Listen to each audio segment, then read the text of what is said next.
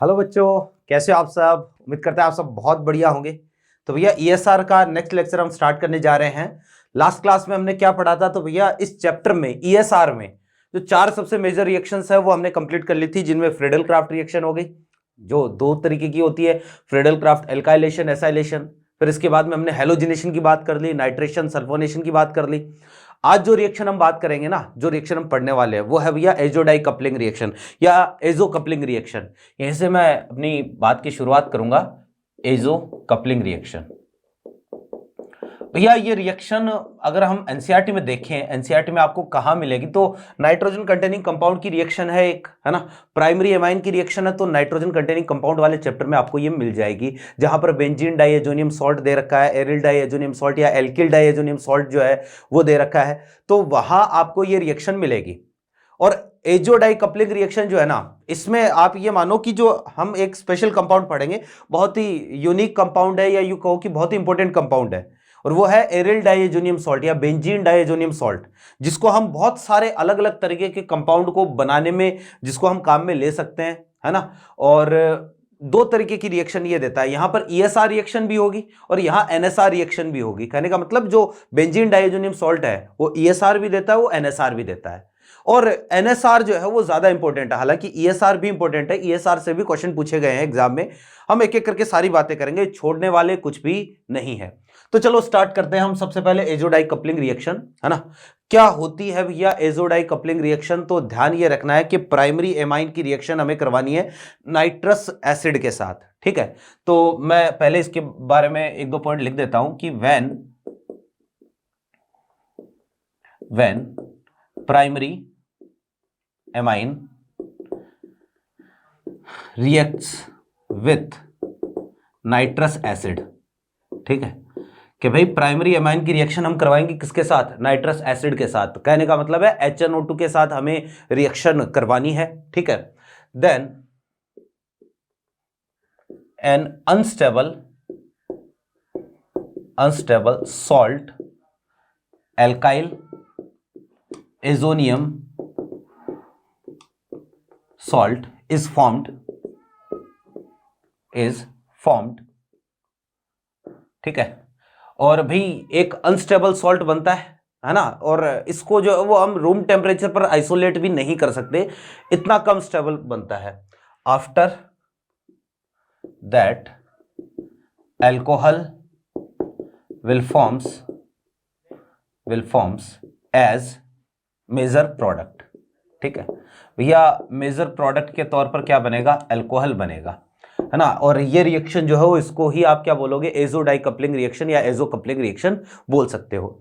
आप समझना कि ये रिएक्शन में होता क्या है। अच्छा, रिएक्शन को एजोटाइजेशन भी बोलते हैं, है ना, डाई एजोटाइजेशन या एजोटाइजेशन भी आप इसको बोल सकते हो। तो यूं समझना कि हमारे पास है प्राइमरी एमाइन RNH2, ठीक है। रिएक्शन हमें इसकी करवानी है भैया जी HNO2 के साथ, है ना।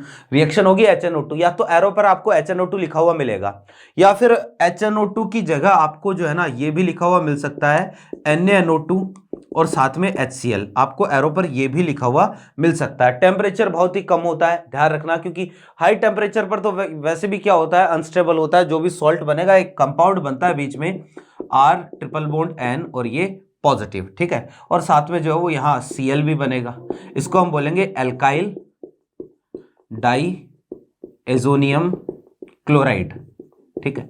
और भैया ये जो कंपाउंड है ना ये होता है अनस्टेबल, ठीक है।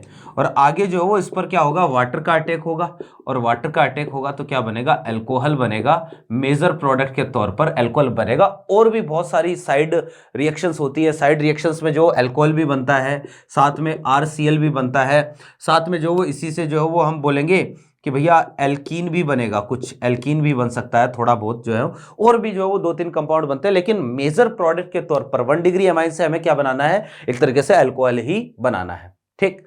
अब देखना जरा कि ये रिएक्शन जो है ना वो कैसे होती है, इसकी मैकेनिज्म हम देखते हैं। आसान सा काम है भैया मैकेनिज्म का।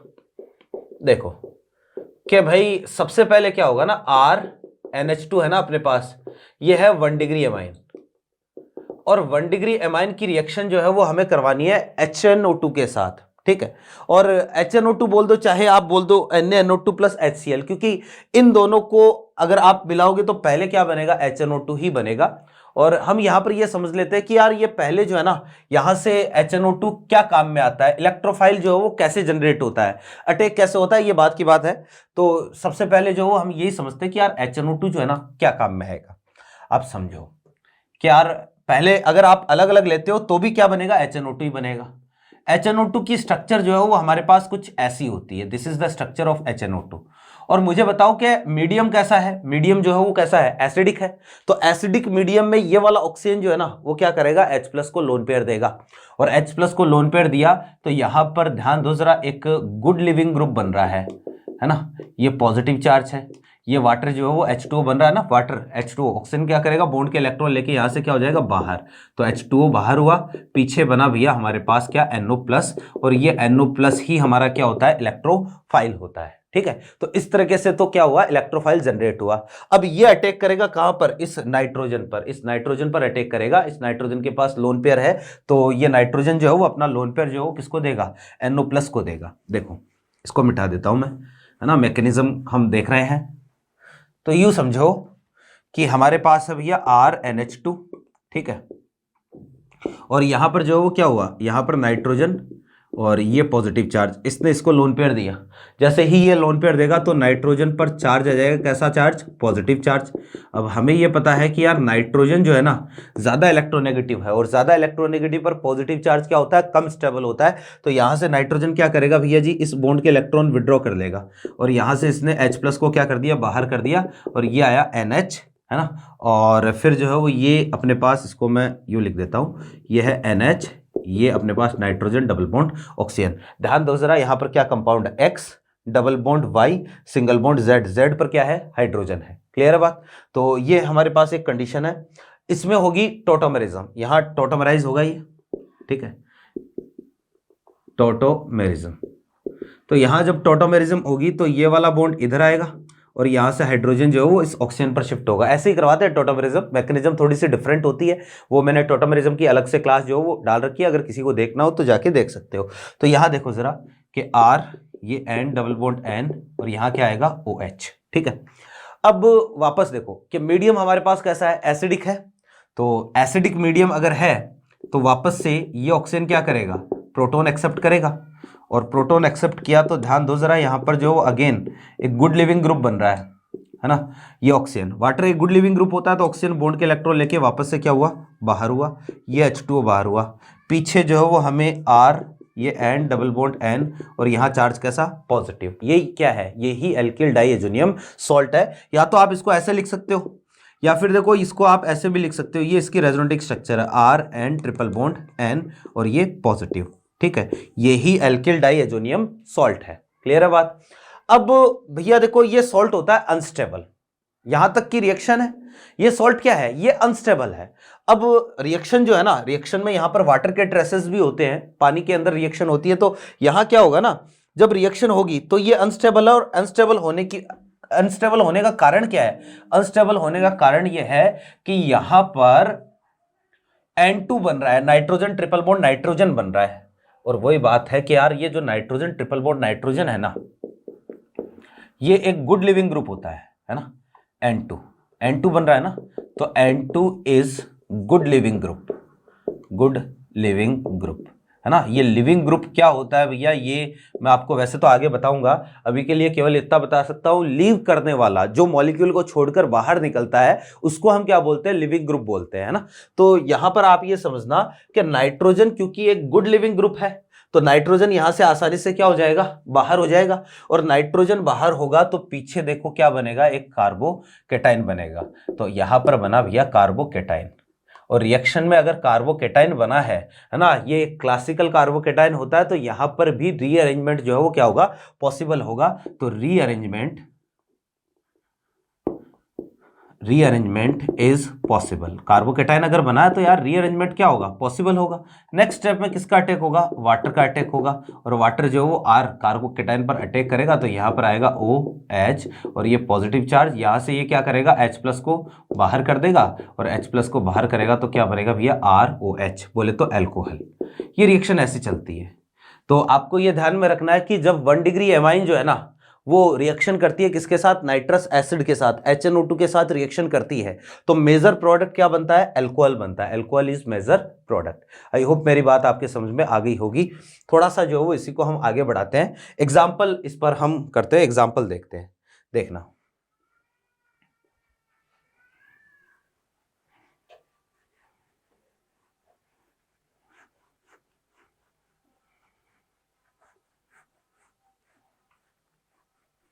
हाँ जी, आपको क्या करना है, 1 डिग्री एमाइन है ना, तो कार्बोकेटाइन बनाना है और उसमें रीअरेंजमेंट करवाना है। रीअरेंजमेंट करवाने के बाद में क्या बनाना है, अल्कोहल बनाना, वाटर का अटैक करवा के अल्कोहल बनाना है। सिंपल सा काम ये करना है ना। जैसे यूँ समझो कि हमारे पास ये कोई 1 डिग्री एमाइन है, ठीक है, और ये है भी, ठीक है, ये 1 डिग्री एमाइन है। अब इसमें जो है वो हम क्या करवाएंगे, रिएक्शन जो है वो एरो पर सबसे पहले लिखा हुआ है HNO2, या फिर इसकी जगह NaNO2 प्लस HCl, ये भी लिखा हुआ मिल सकता है, इन दोनों में से कोई भी एक होगा, है ना। तो रिएक्शन जब होगी तो हमें पता है पहले क्या बनेगा, पहले डाइएजोनियम सॉल्ट बनेगा। जैसे यहाँ पर तो मैं बना रहा हूँ CH3CH और ये CH3, ये CH2, ये N ट्रिपल बॉन्ड N, ये बनेगा, है ना। बाकी आपको क्या करना है, अब ये अनस्टेबल है, तो अनस्टेबल है तो यहां से हम नाइट्रोजन को बाहर करेंगे और ये N2 बाहर हुआ तो कार्बोकेटाइन बना। और कार्बोकेटाइन कौन सा बना भैया, 3 डिग्री कार्बोकेटाइन बन रहा है। 3 डिग्री तो नहीं, 1 डिग्री बन रहा है अभी तो, लेकिन इसमें क्या हो जाएगा, रीअरेंजमेंट हो जाएगा। और इसमें जब रीअरेंजमेंट हुआ, रीअरेंजमेंट जब हुआ तो यहां से जो वो हमने क्या करवा दी, हाइड्राइड शिफ्टिंग करवा दी। और हाइड्राइड शिफ्टिंग हुई तो CH3, ये कार्बन पर पॉजिटिव चार्ज, ये CH3 और ये CH3, 3 डिग्री कार्बोकेटाइन में ये कन्वर्ट हो गया। क्लियर है बात। अब ये समझना जरा कि भैया आपको क्या करना है, सिंपल सा काम, जब भी इस तरीके का क्वेश्चन आए तो आप तो क्या करोगे, इस NH2 को हटाओ, यहां कार्बोकेटाइन बनाओ, डायरेक्टली ये करना है। हमें बार बार ये रिएक्शन मतलब नहीं लिखनी है। और नेक्स्ट स्टेप में यहां पर क्या हो जाएगा, वाटर का अटैक होगा। वाटर का अटैक होगा तो यहां से क्या बन जाएगा, अल्कोहल बन जाएगा, है ना। ये अपने पास यहां पर आया OH, ये CH3 और ये CH3, इस तरीके से ये रिएक्शन चलेगी, ठीक है। तो 1 डिग्री एमाइन के साथ जो है वो क्या बनेगा, अल्कोहल बनेगा। जैसे एक हमारे पास ये एग्जांपल लेते हैं हम, ठीक है, ये है भैया NH2, रिएक्शन हमने करवानी है किसके साथ, HNO2 के साथ रिएक्शन हुई। सिंपल सा काम, पहले तो कार्बोकेटाइन बनाते हैं, ये बॉन्ड हटाया, यहाँ पर पॉजिटिव चार्ज आएगा, कार्बोकेटाइन जो बना ये वाला बना।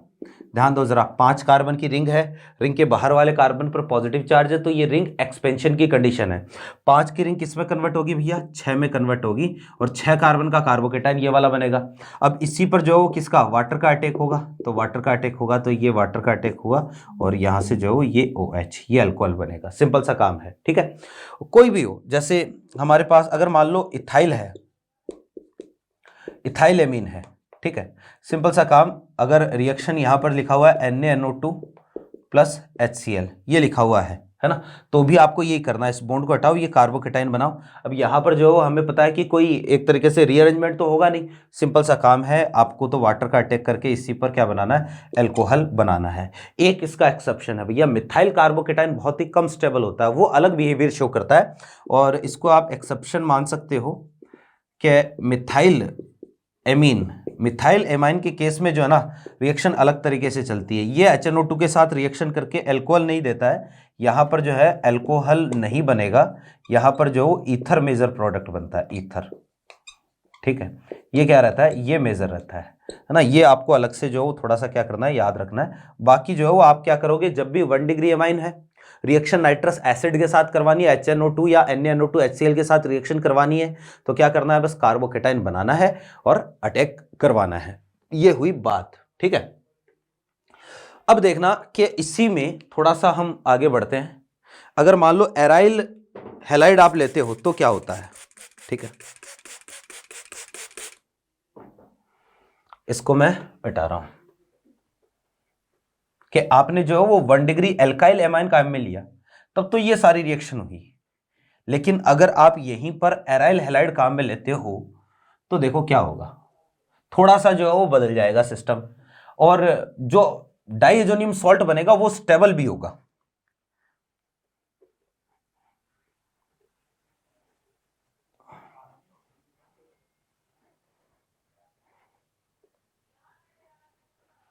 हाँ जी,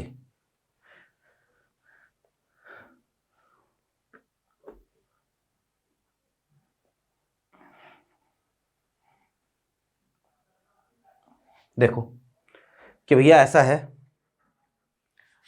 कि हमारे पास एक पॉइंट पे लिख देता हूं, इफ एराइल,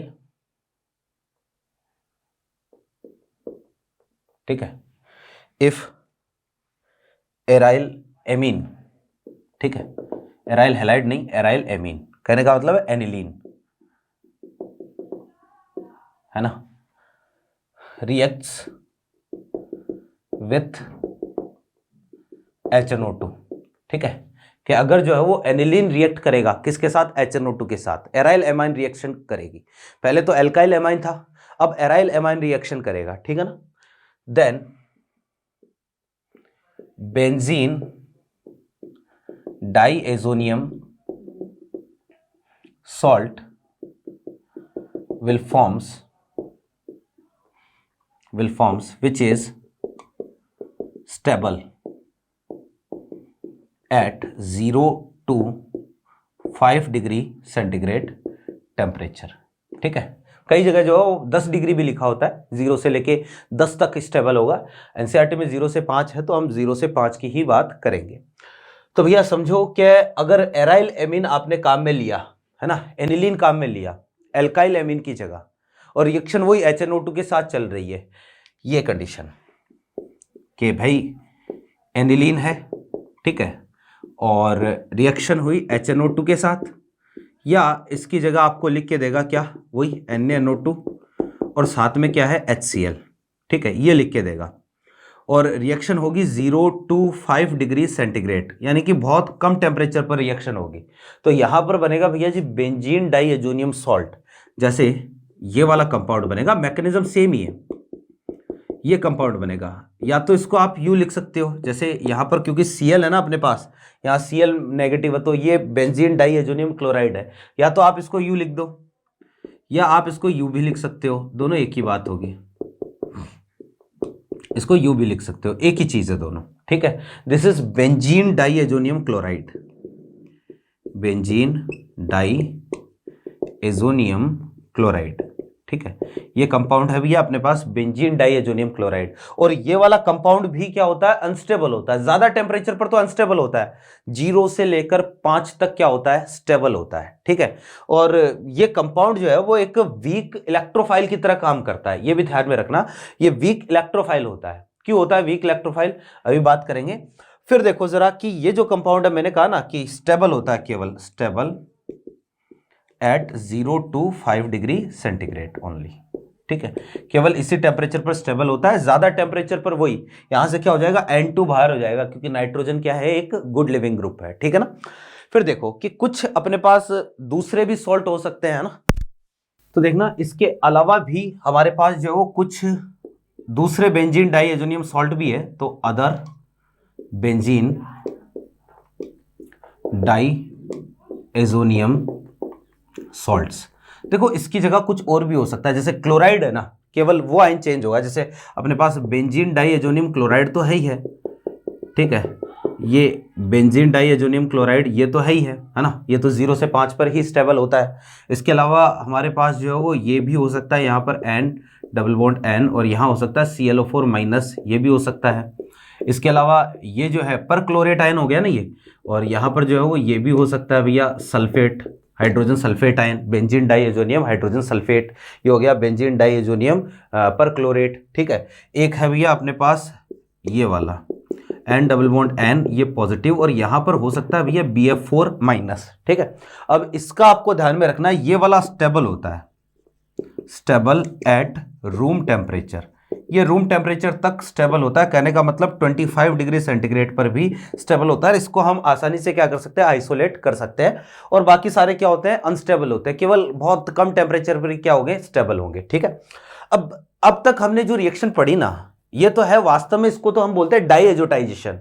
डाइएजो कपलिंग रिएक्शन अब होगी। कपलिंग का मतलब है कपल एक तरीके से फॉर्मेशन होता है, दो अपने पास बेंजीन रिंग है, दोनों के बीच में जो बॉन्ड बनेगा। यहां तक की रिएक्शन जो थी वो तो थी डाइएजोटाइजेशन, जैसे अभी मैंने नाम लिया था आपको शुरू में।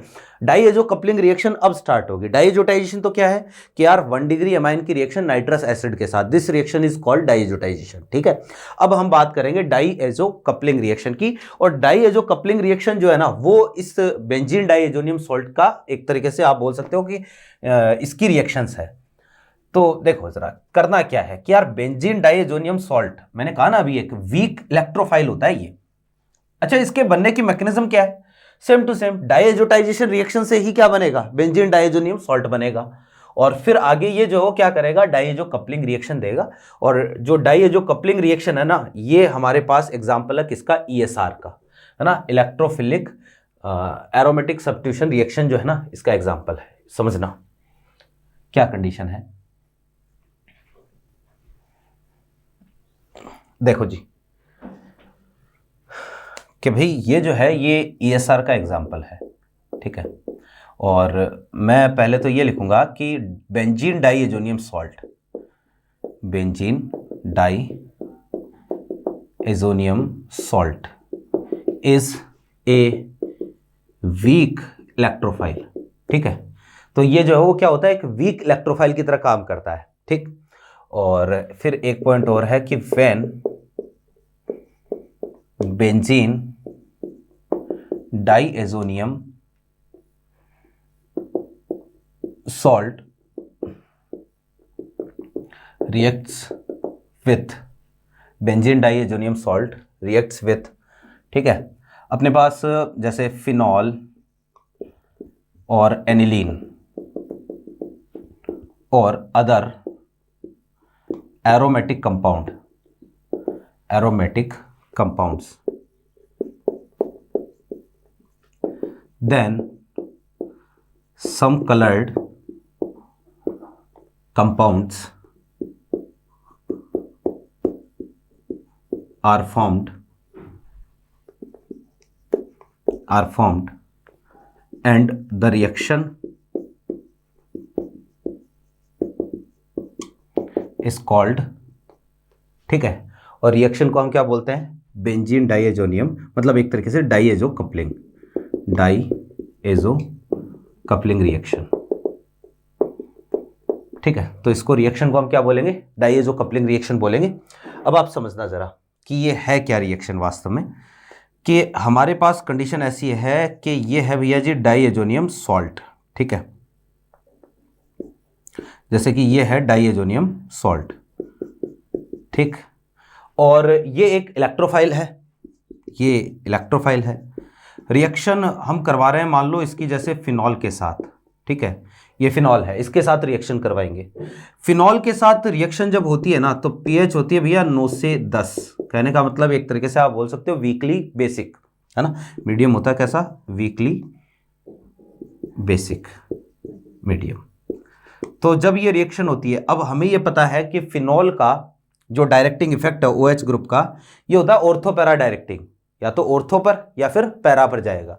मेजर कहां पर होगा? पैरा वाला मेजर होगा।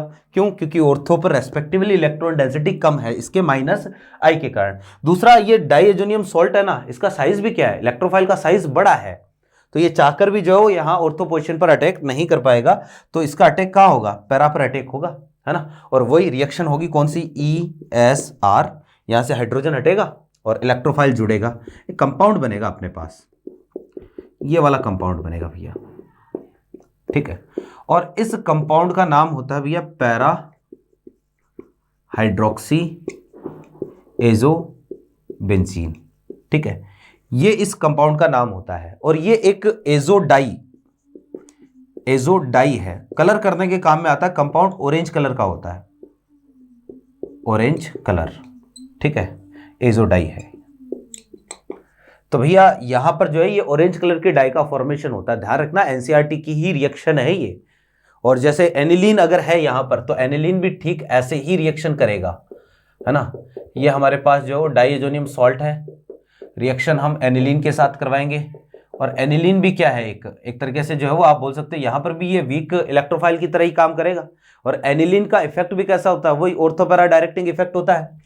तो ये यहाँ पर अटैक करेगा पैरा पोजीशन पर, और जब अटैक होगा तो यहाँ पर बनेगा अपने पास ये नाइट्रोजन, डबल बॉन्ड नाइट्रोजन, और ये पैरा पर अटैक करेगा, यहाँ पर आएगा क्या, NH2, है ना। और इसका नाम है भैया पैरा एमिनो एजो बेंजीन, ठीक है। और ये वाला जो है वो एक येलो कलर की डाई होती है, येलो कलर डाई, ठीक है। ये येलो कलर की डाई है, नाम जो है वो आपको ध्यान में रखना है, डाई का कलर भी आपको ध्यान में रखना है ना।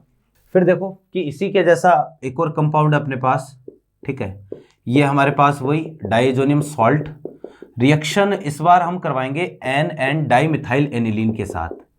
ये कंपाउंड का नाम जो है वो अपने पास है क्या, NN डाइमिथाइल, और ये एनिलीन से बना है तो एनिलीन के साथ। अच्छा एक चीज़ और, क्या एनिलीन के साथ रिएक्शन जो होती है वो वीकली एसिडिक मीडियम में होती है। यहाँ पर pH जो है आप 4 से 6 रख सकते हो, यानी कि वीकली एसिडिक pH में जो है वो एनिलीन या बेसिक कंपाउंड के साथ रिएक्शन होगी। सेम टू सेम यहाँ पर भी जो ऑर्थो पैरा पर इलेक्ट्रॉन डेंसिटी ज्यादा है, लेकिन ऑर्थो पर स्टेरिक इंटरेस्ट ज्यादा है। दूसरा, इलेक्ट्रॉन डेंसिटी भी रेस्पेक्टिवली ऑर्थो पर क्या है, कम है, इसलिए ये वाला भी कहाँ अटैक करेगा, पैरा पर अटैक करेगा। सेम ऐसे ही रिएक्शन होगी, और सेम रिएक्शन होगी, यही कंपाउंड बनेगा, बस हाइड्रोजन की जगह क्या आ जाएगा, 2 मिथाइल ग्रुप आ जाएंगे। ये CH3 है और ये भी CH3 है। ये है भैया अपने पास NN डाई मिथाइल, ठीक है, और इसको हम बोलेंगे para amino azobenzene, para amino azobenzene, ठीक है, ये इसका नाम है। और ये जो है ना, ये आप बोल सकते हो बटर येलो कलर की डाई होती है, बटर येलो डाई, ठीक है, ये इसका कलर होता है। और ये एनसीईआरटी में दी हुई चीजें हैं, तो आपको ये ध्यान में भी रखना है। और नीट में यहां से क्वेश्चन भी पूछा गया, देखो एक तरीके से कपल का फॉर्मेशन हो रहा है ना, इसलिए इसको हम बोलते हैं एजो डाई कपलिंग रिएक्शन।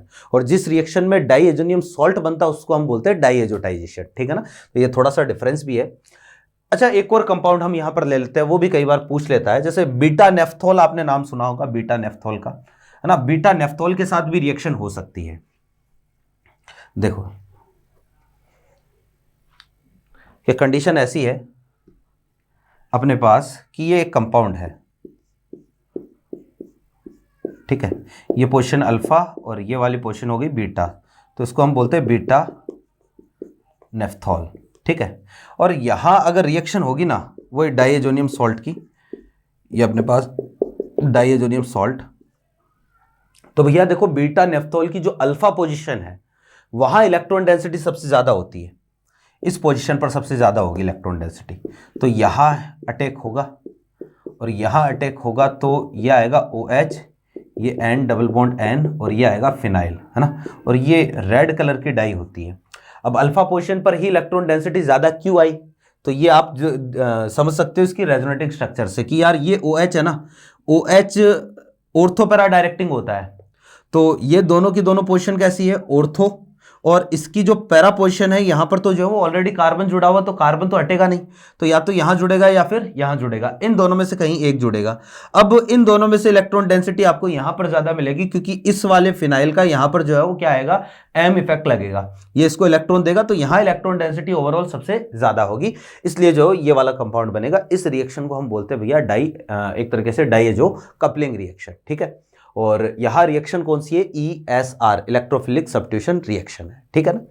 अब देखो क्योंकि हम एक तरीके से बेंजीन डाइएजोनियम सॉल्ट की बात कर रहे हैं, तो इसी कंपाउंड की कुछ अलग रिएक्शंस है, NSR रिएक्शंस है, हम वो भी जो वो एक साथ यहीं पर देख लेते हैं, ताकि जब हम NSR पढ़ेंगे तो दोबारा बात नहीं करेंगे, है ना। तो ये कंपाउंड की कुछ NSR की रिएक्शन है, वो भी हम एक साथ यहीं पर बात कर लेते हैं, क्योंकि पूरा कंपाउंड जो है वो कंप्लीट हो जाएगा, फिर आपको जो है वो ये अलग से पढ़ने की जरूरत नहीं पड़ेगी। देखना जरा,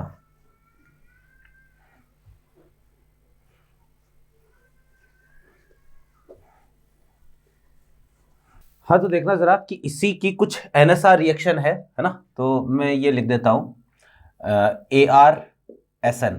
ARSN का मतलब हो गया aromatic nucleophilic substitution reactions of diazonium salt, या बेंजीन डाइएजोनियम सॉल्ट, ठीक है। देखो कि कंडीशन ऐसी है, डायरेक्टली आपको रिएक्शंस ध्यान में ही रखनी है कि ये हमारे पास बेंजीन डाइएजोनियम सॉल्ट है, ठीक, और भैया इसकी रिएक्शन हमें अलग अलग तरीके के कंपाउंड्स के साथ करवानी है, ठीक है। और NSR रिएक्शन होगी, हालांकि ये जो रिएक्शन है ना ये कैसे चलती है ये हम आगे पढ़ेंगे, ठीक है। अभी के लिए ध्यान में ही रखना है, जैसे रिएक्शन हमने इसकी करवाई भैया Cu और ये HCl के साथ, रिएक्शन हमने करवाई Cu और HBr के साथ, रिएक्शन इसकी हमने करवाई Cu2Cl2 HCl के साथ, है ना, या रिएक्शन हमने करवाई Cu2Br2 HBr के साथ, रिएक्शन हमने इसकी करवाई CuCN KCN के साथ, ठीक है। ये सारी रिएक्शन जो है ये सारी रिएक्शन सिमिलर सीक है। इसकी रिएक्शन हमने करवाई Ki के साथ, और Ki जो है ये सॉलिड Ki होता है ना। इसकी रिएक्शन हमने करवाई भैया HbF4 के साथ, है ना, या इसकी जगह आप NaBF4 भी ले सकते हो, NaBF4, ठीक है। अब देखो ये सारी रिएक्शन जितने भी है ये सारी रिएक्शन हेलो मतलब एक तरीके से हेलो एरिन बनाने का एक मेथड है। जैसे यहाँ पर जो है ना HCl के साथ रिएक्शन होगी, ये एजो ग्रुप है, ये लिविंग ग्रुप होता है, तो लिविंग ग्रुप जो है यहाँ से क्या हो जाएगा, बाहर हो जाएगा। यहाँ से न्यूक्लियोफाइल कौन है, Cl, तो यहाँ ये रिएक्शन क्लोरोबेंजीन बनाने का मेथड है, ये ब्रोमोबेंजीन बनाने का मेथड है, सेम टू सेम ये भी क्लोरोबेंजीन बनाने का मेथड है। यहाँ पर बनेगा भैया ब्रोमोबेंजीन, यहाँ साइनाइड है ना तो बेंजीन नाइट्राइल बनेगा, यहाँ Ki सॉलिड के साथ आयोडोबेंजीन बनेगा, यहाँ पर HbF4 के साथ जो ये फ्लोरोबेंजीन बनेगा, ठीक। अब इनमें रिएक्शंस का नाम भी ध्यान में रखना है, नाम जो है वो NCERT में भी दे रखा है। जैसे ये शुरू की दो रिएक्शन, इनको हम क्या बोलते हैं, इनको हम बोलते हैं भैया सेंड मेयर रिएक्शन, है ना, या गाटरमान रिएक्शन, तो इनको बोलते हैं हम गाटरमान रिएक्शन, ठीक है ना। और जो ये वाले तीनों है इनको हम बोलते हैं भैया Sandmeyer reaction, Sandmeyer's reaction, ठीक। फिर इसके बाद में देखो ये वाली जो रिएक्शन है इसका नाम होता है बाल्सीमान रिएक्शन, ठीक है, ये इनका नाम है। और इनमें डिफरेंस ये है, यहां पर तो देखना गाटरमान रिएक्शन में कॉपर जो है वो दोनों में 0 में है, यहां पर कॉपर +1 और ये कॉपर +1 में है, ठीक है ना। ये तो है इसकी कुछ ऐसी रिएक्शंस जिनसे हम क्या कर सकते हैं, जिनसे हम हेलोबेंजीन बना सकते हैं। फिर एक दो रिएक्शंस जो है वो इसकी और है, वो भी इंपॉर्टेंट रिएक्शन है, ध्यान रखना। जैसे बेंजीन डाइएजोनियम सॉल्ट है ना, ठीक है, ये बेंजीन डाइएजोनियम सॉल्ट रिएक्शन इसकी हम करवाएंगे भैया, इसको हम वाटर के साथ बॉईल करेंगे, H2O के साथ बॉईल करेंगे। NCERT की रिएक्शन है, बहुत ही इंपॉर्टेंट रिएक्शन है, और इस रिएक्शन में बनता है क्या, फिनॉल, है ना। फिनॉल बनाने का एक ये मेथड होता है कि बेंजीन डाइएजोनियम सॉल्ट को अगर आप पानी के साथ उबालोगे, इसको बॉईल करोगे तो क्या बनेगा, फिनॉल बनेगा। फिर इसके बाद देखो जरा इसकी कुछ अपने पास अलग रिएक्शन, जैसे पानी के अलावा आप अगर इसको क्या करोगे, KSH के साथ हीट करोगे तो यहाँ पर फिनॉल की जगह जो है ना थायोल बन जाएगा, ये वाला जो कंपाउंड अपने पास बनेगा। फिर अगर इसी की रिएक्शन जो है वो आप करवाते हो H3PO2 के साथ, ठीक है, एक तो रिएक्शन आपने H3PO2 और साथ में वाटर के साथ रिएक्शन करवाई, एक इसी की रिएक्शन जो है वो आपने करवाई CH3CH2OH एल्कोहल के साथ रिएक्शन करवाई, एक इसी की रिएक्शन SnCl2 + H2, यानी कि इसका आपने क्या करवा दिया, रिडक्शन करवा दिया। ये 2-3 रिएक्शन जो है ना इसका ध्यान में रखना है, H3PO2 के साथ रिएक्शन करवाते हो तो बनेगा भैया बेंजीन, है ना। और ये एक तरीके से आप यूं बोलोगे कि ये बेंजीन बनाने का ही एक मेथड है। H3PO2 जो है ये कन्वर्ट हो जाएगा किसमें, H3PO3 में, ठीक है। और बाकी रिएक्शन में HCl बन जाएगा, N2 बन जाएगा, ठीक है ना। अगर यहाँ पर आप क्लोराइड ले रखे हो, क्लोराइड आपने लिया तो HCl साथ में बन जाएगा। जैसे ये रिएक्शन भी, इसमें भी क्या बनेगा, बेंजीन, और साथ में जो अल्कोहल है, अल्कोहल जो वो ये कार्बोक्सिलिक एसिड में आगे कन्वर्ट, एल्डिहाइड में जो है वो आगे कन्वर्ट हो जाएगा, ठीक है। और यहाँ पर भी जो है वो क्या बनेगा, बेंजीन बनेगा। ये हमारे पास ये तीनों रिएक्शन वास्तव में जो इसके आप बोल सकते हो रिडक्शन की रिएक्शंस है। और भैया देखो NCERT में ही एक रिएक्शन और दे रखी है अपने पास कि अगर आप इसको क्या करोगे NaNO2 के साथ जो वो अगर आपने इसको हीट कर दिया तो भी ये लिविंग ग्रुप तो ऐसा ही रहना है, लिविंग ग्रुप ऐसा रहेगा, और यहाँ से क्या मिलेगा आपको, NO2 नाइट्रोबेंजीन बनेगा। ये हमारे पास इसकी कुछ रिएक्शन है बेंजीन डाइएजोनियम की। ये सारी की सारी रिएक्शन जो है वो कैसी है, NSR रिएक्शन है, न्यूक्लियोफिलिक सब्स्टिट्यूशन रिएक्शंस है, ठीक है ना। अब देखो ये तो टॉपिक तो कंप्लीट है ना, मतलब ये है कि हमने ESR सारी कंप्लीट कर लिए। इसी में एक छोटा सा टॉपिक था बेंजीन डाई, ताकि बेंजीन डाइएजोनियम सॉल्ट का ये पूरा टॉपिक यहीं कवर हो जाए, इसलिए हमने ये चीज़ यहीं पर पढ़ ली है, खत्म है। अब देखो कि इसमें कुछ एक अलग रिएक्शंस है ना, जो ESR के एग्जाम्पल है, जैसे कोल्बे स्मिट रिएक्शन हो गई, है ना। इसके अलावा एक जो राइमर टिमान रिएक्शन हो गई, डीडीटी का फॉर्मेशन हो गया, फिनोफ्थलीन का फॉर्मेशन हो गया, ये 2-4 रिएक्शन हम अगली क्लास में जो वो कवर करेंगे। आज की क्लास हम इतनी रखेंगे और नेक्स्ट क्लास में जो वो हम इस टॉपिक को कंप्लीटली क्या कर लेंगे, खत्म कर लेंगे, ठीक है ना। और क्लासेस आने में थोड़ा सा जो आजकल डिस्टर्बेंस चल रहा है, क्योंकि थोड़ा सा जो मेरा शेड्यूल थोड़ा सा बिजी चल रहा है, इस कारण से। फिर भी मैं कोशिश करूँगा कि भाई जल्दी से जल्दी इस शेड्यूल को मैं दुरुस्त करूँ, ताकि क्लासेस में किसी तरीके का कोई डिस्टर्बेंस ना रहे। तो यहाँ से मिलते हैं हम अगली क्लास में, तब तक के लिए थैंक यू।